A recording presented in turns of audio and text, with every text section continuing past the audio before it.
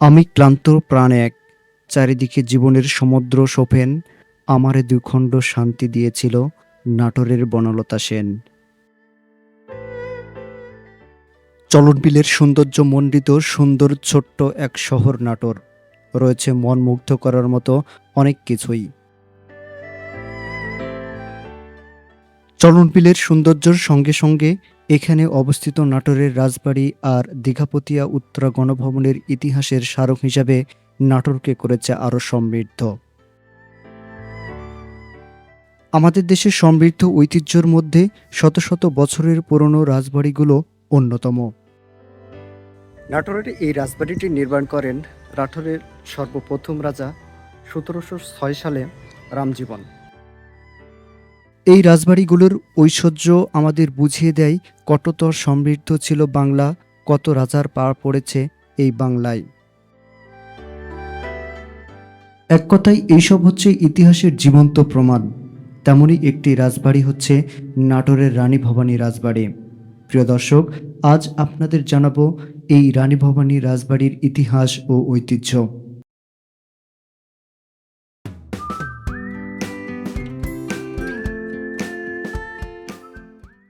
নাটোর শহরের মাদ্রাসা মোড় থেকে সহজেই রিক্সা বা অটোতে করে এই নাটোর রাজবাড়িতে যাওয়া যায়।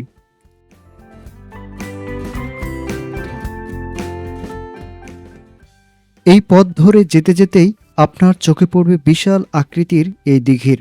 সেই সাথে দেখতে পাবেন নাটোরের বসবাসরত মানুষের জীবনযাত্রার বিভিন্ন দৃশ্য।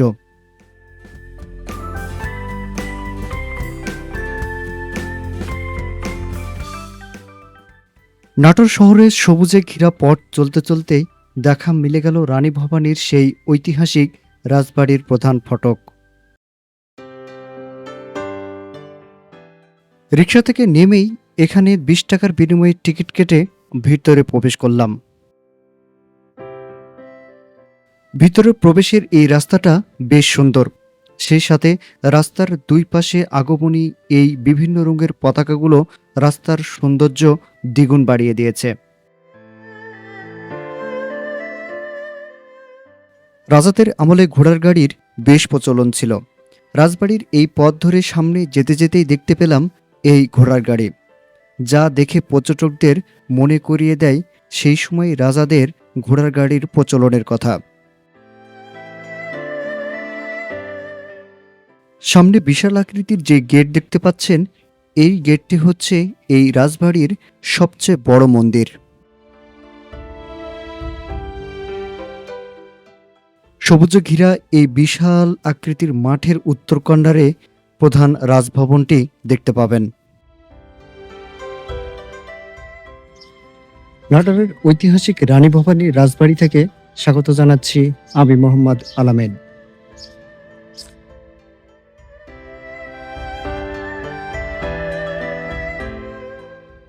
এই রাজবাড়ির আঙিনায় রয়েছে বিশাল বিশাল ৮টি শিব মন্দির।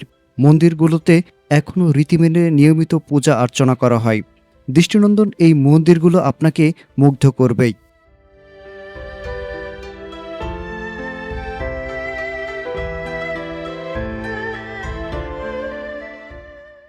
প্রায় ৪৯ একর জায়গা জুড়ে অবস্থিত এই রাজবাড়ির প্রাঙ্গণে বেশ কয়েকটি মন্দির রয়েছে। এর মধ্যে শ্যামসুন্দর মন্দির, আনন্দময়ী কালীবাড়ি এবং তারকেশ্বর শিব মন্দির অন্যতম।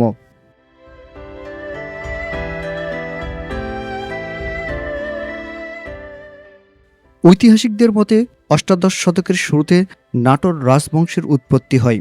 ১৭০৬ থেকে ১৭১০ সালের মধ্যে নাটোর রাজবাড়িটি নির্মাণ করেছিলেন রামজীবন।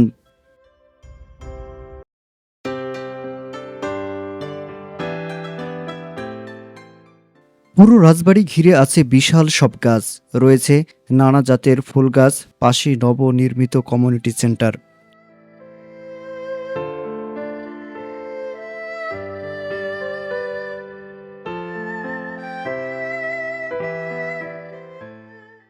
ধ্বংসপ্রাপ্ত এই ভবনগুলোই হচ্ছে মূল রাজবাড়ি, যেখানে বসবাস করত রানী ভবানী।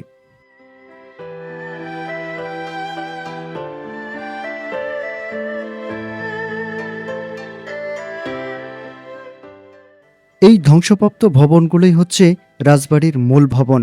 এখানেই বসবাস করত রানী ভবানী।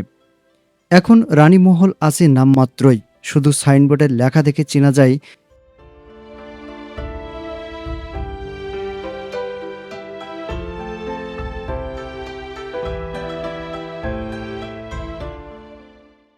এখানে একটি অতিথিশালা আছে নামমাত্র, তবু ভগ্নপ্রায় অতিথিশালা দেখে সেই সময়কার নাটোর রাজার অতিথি সেবার কিছুটা নমুনা পাওয়া যায়।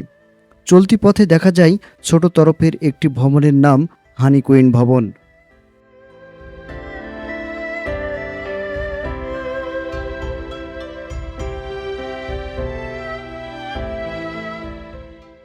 সতেরোশো সালে পরগনা বানগাছির বিখ্যাত জমিদার গণেশরাম রায় ও ভবানী চরণ চৌধুরী রাজস্ব প্রদানে ব্যর্থ হয়ে চাকরিচ্যুত হন।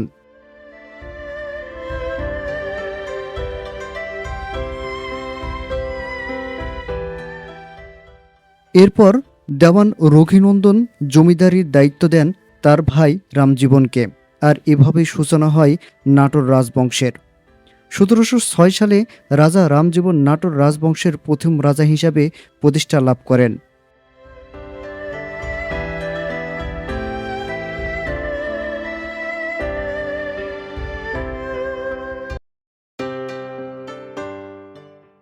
রাজা রামজীবনের মৃত্যুর পর তার দত্তক পুত্র রামকান্ত রাজবংশের রাজা হন। 1730 সালে রানী ভবানীর সাথে রামকান্তের বিয়ে হয়। 1748 সালে রাজা রামকান্তের মৃত্যুর পর নবাব আলীবর্দী খাঁ রানী ভবানীর ওপর জমিদারি পরিচালনার দায়িত্ব অর্পণ করেন।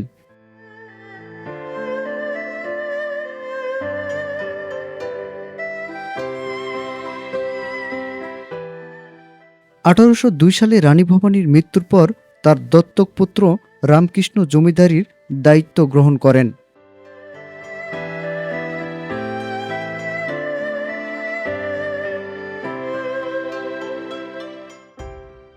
এই রাজবাড়িটির মোট আয়তন 120 একর।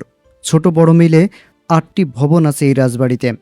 2টি গভীর পুকুর ও 5টি ছোট পুকুর আছে।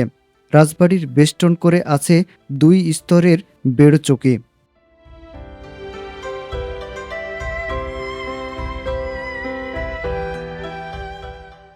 জানা যায় এর বেড় চৌকি রাজবাড়িকে বহিঃশত্রুর হাত থেকে রক্ষা করত।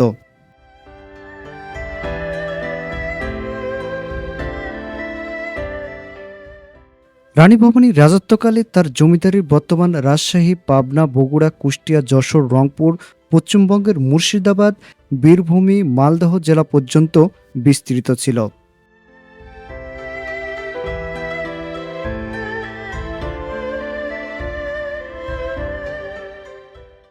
1786 সাল পর্যন্ত নাটোর রাজ্য ছিল ভারতবর্ষের মধ্যে বৃহত্তম জমিদারি।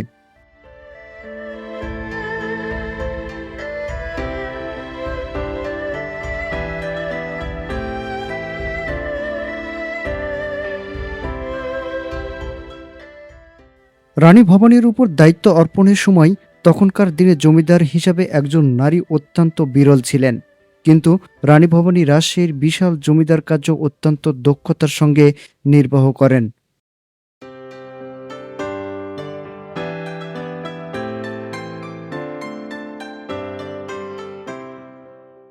বাংলাদেশ যে একটা অসাম্প্রদায়িক সম্প্রীতির একটা দেশ, আজকে আরো একটি প্রমাণ দেখাবো। আসলে এর চাইতে বড় কিছু প্রমাণ আর হতে পারে না। আমি এখন বর্তমান যেখানে দাঁড়িয়ে কথা বলছি, এটা হচ্ছে নাটোর রাজবাড়ি। নাটোর রাজবাড়ি মূল ভবনের সামনে যে মাঠটা রয়েছে, এই মাঠটা কিন্তু ঈদগাহ হিসাবে ব্যবহৃত হয়। মাঠের ঠিক সামনে একটা মন্দির রয়েছে। তো বাংলাদেশ যে অসাম্প্রদায়িক একটা দেশ, সেটা এর চাইতে বড় প্রমাণ আর কিছু হতে পারে না। এটা হচ্ছে আপনার ঈদগাহ, আর এ দেখেন এটা হচ্ছে মন্দির। এটা হচ্ছে মন্দিরের গেট এটা। আর আমি যেখানে দাঁড়িয়ে কথা বলছি, এটা পুরোটাই হচ্ছে ঈদগাহ।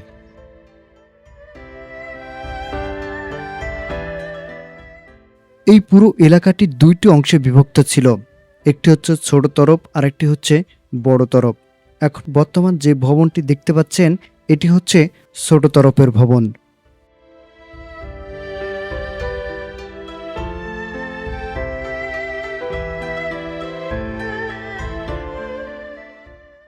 উনিশশো সাল থেকে রাজবাড়ির পুরো এলাকাটি রানী ভবানীর কেন্দ্রীয় উদ্যান বা যুব পার্ক হিসাবে নাটোর জেলা প্রশাসনের নিয়ন্ত্রণে রয়েছে।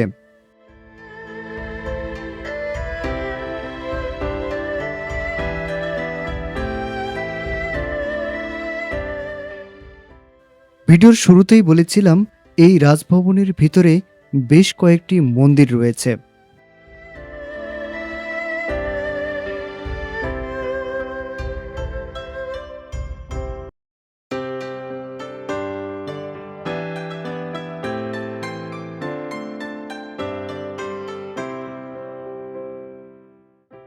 এই মন্দিরকে ঘিরে আছে একটি শিব মূর্তি, ফনাতলা সাপের মতো, একজন বাউলের মূর্তি সহ নানা রকমের শৈল্পিক কারুকার্য। উপরে ওঠার জন্য প্রতিটি ভবনের পাশেই রয়েছে লোহার তৈরি ঘেরানো সিঁড়ি।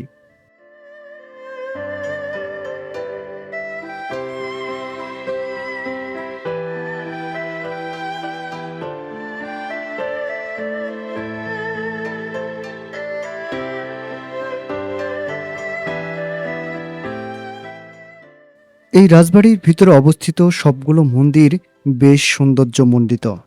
এইসব মন্দিরের বিভিন্ন শৈল্পিক কারুকাজগুলো দর্শকদের বিশেষভাবে দৃষ্টি আকর্ষণ করবে।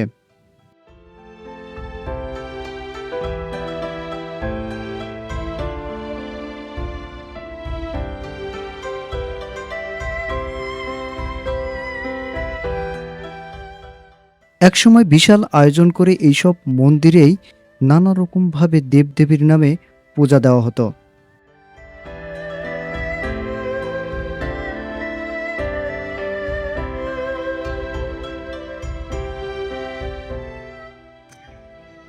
অনেক বড় জায়গা জুড়ে এই নাটোরের রাজবাড়িটা অবস্থিত। পুরো এরিয়া চক্কর দিতে আমি ক্লান্ত হয়ে গেছি। অনেক বড় একটা জায়গা নিয়ে এই রাজবাড়িটির অবস্থান। এই রাজবাড়ির যে এরিয়া যেটা রয়েছে তার মধ্যে বেশ কয়েকটি ভবনও রয়েছে। তো অনেক বড় বড় দিঘিও রয়েছে। এখন পাশে যেটা দেখতে পাচ্ছেন এটাও একটা দিঘি, সামনে আর একটা রয়েছে। তো আসলে ইতিহাস, ঐতিহ্য আর কালের বিবর্তনে এই নাটোর রাজবাড়ির যে জৌলস, যে পদচারণা, যে আনন্দমুখর সময়, কালের বিবর্তনে সেটা সবগুলোই মুছে গিয়েছে। কিন্তু তাদের যে স্মৃতি, তাদের যে ইতিহাস, সেগুলো বহন করে আজও দাঁড়িয়ে রয়েছে সেই আমলের কিছু ভবন, যা দেখে মানুষ ইতিহাস, ঐতিহ্য জানার আগ্রহ পোষণ করে।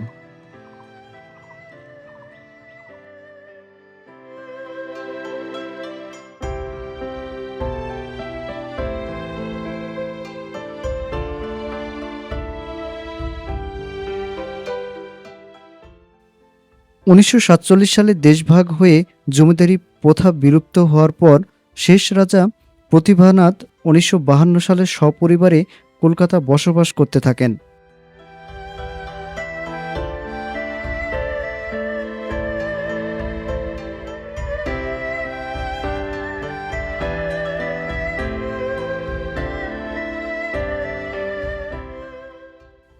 উনিশশো সালে তৎকালীন পাকিস্তান সরকার ভবনটিকে গভর্নর হাউস হিসাবে প্রতিষ্ঠা করেন। 1967 সালে 24শে জুলাই তৎকালীন গভর্নর মোনায়েম খান আনুষ্ঠানিকভাবে গভর্নরের হাউসের উদ্বোধন করেন।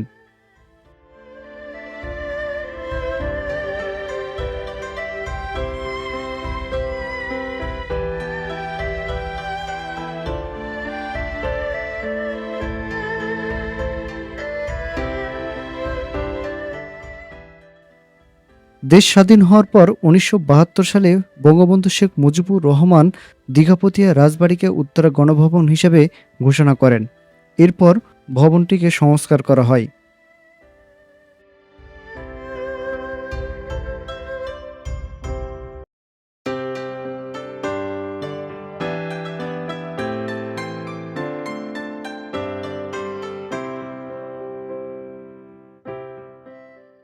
বর্তমানে প্রশাসনের উচ্চ পর্যায়ের মিটিং এখানে অনুষ্ঠিত হয়। নাটোরের রাজবাড়ি বর্তমানে সাধারণ দর্শনার্থীদের জন্য উন্মুক্ত করা হয়েছে। ২০ টাকার টিকিটের বিনিময়ে সরকারি ছুটির দিন ছাড়া সাধারণ শিক্ষার্থীরা রাজবাড়িতে প্রবেশ করতে পারেন।